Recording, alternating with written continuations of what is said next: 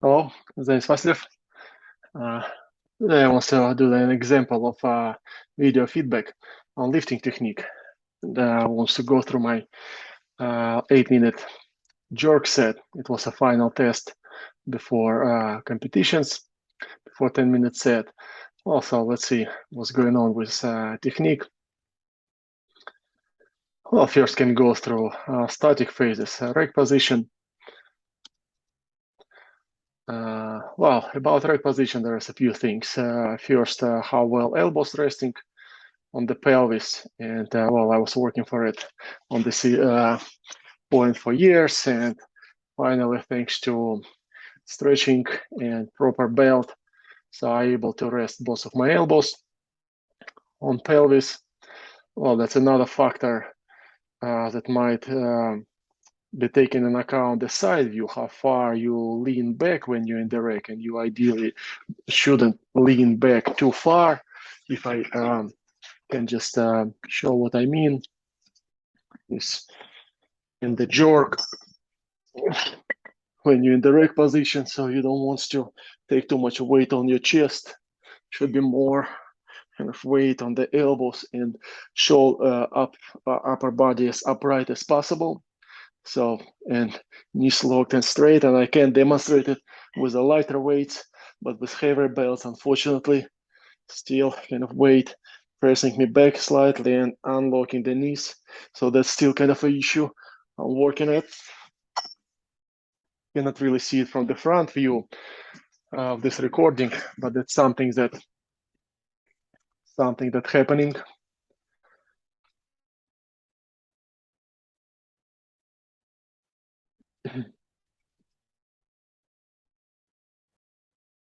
But again, at least elbows able to stand on the pelvis, and then well, next thing, as I mentioned, there's a straightened legs, and it was way worse at the beginning of my career. Now it's better. Legs almost straight, but definitely not relaxed. You can see using the squats to keep my knees locked, and it's anyways better than the bent legs. On the bent legs, basically means that the quads carrying the whole weight of a body and kettlebells. When legs are straight, so quads mostly responsible on just keeping the lock of the knees, not much of a weight, but still that's a waste, and well, that's something that still not perfect. And ideally, legs must be straight, knees locked, and quads somewhat relaxed.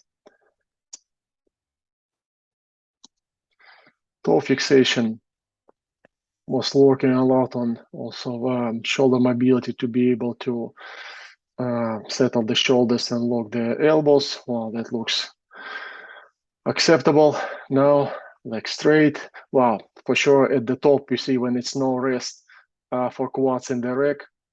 So only the chance for you to reset and relax your quads, that's a toe fixation, and that's what I'm doing for sure, relaxing the quads, and that's actually kind of a sign for me for beginning of a drop when my quads slightly relaxed.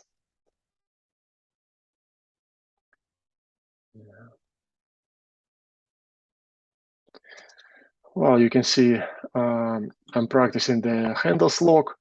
For jerk, I'm not doing it in the long cycle because of less importance of a catch in the rack, because it's followed by the swing. But in jerk, it's a final phase, so that's why all up force absorption happen here in the rack, and it's higher risk of handle slip away.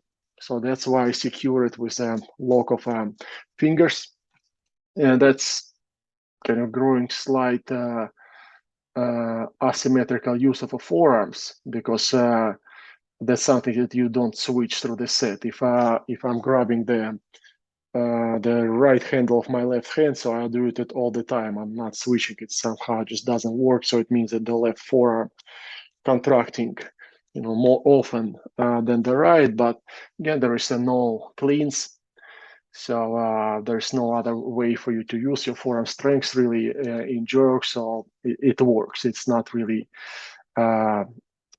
over fatigue my forearms, so there's not much of a discomfort growing through the forearms, and also I'm not grabbing it too hard.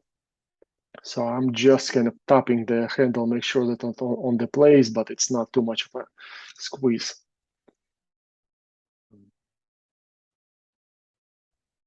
That's a matter of precision, of course, your perfection and accuracy. And I admire lifters who are able to perform jerk and not using the handles lock at all, or even not overlapping handles, because for me, it's just a site of excellent symmetry.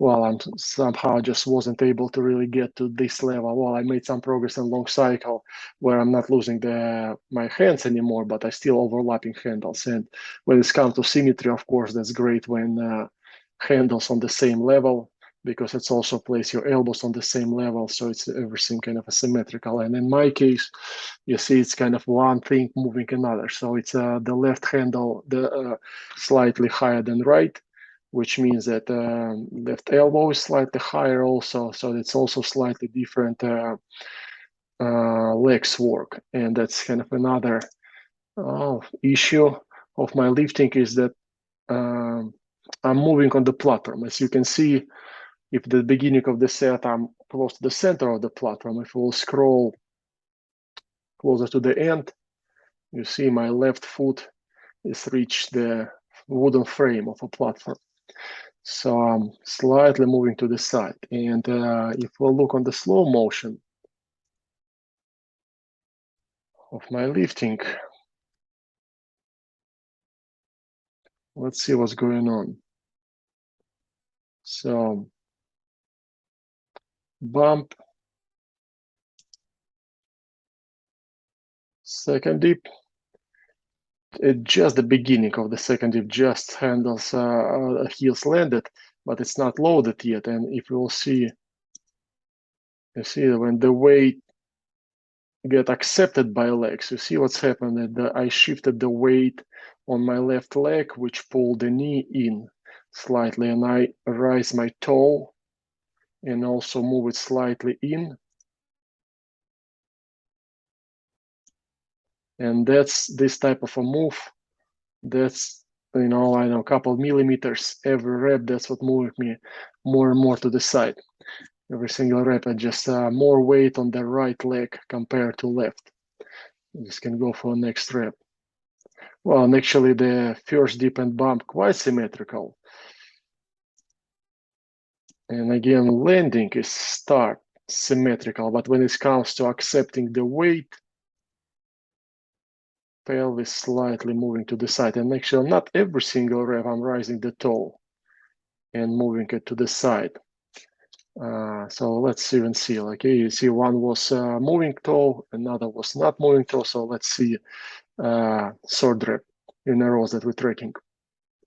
Okay, bump, under squat.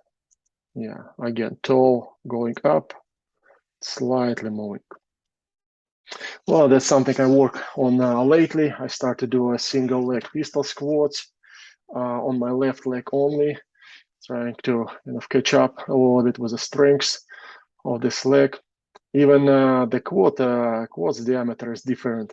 My legs, and even on the shorts, you can see, well, it's not that obvious on this particular video scroll, but through the set, even this sleeve moving higher on the right leg, because it's just larger in diameter, even the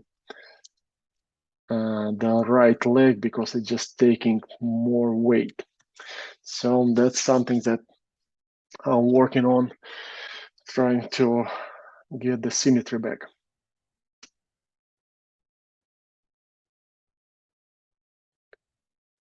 And well, this technique works for, well, Master of Sport International class results, so that's quite good. But if we're talking about the perfection, an ideal feel of a lifting, so that's something that bugging me, and maybe that's what keeps me away from this desirable 150 reps.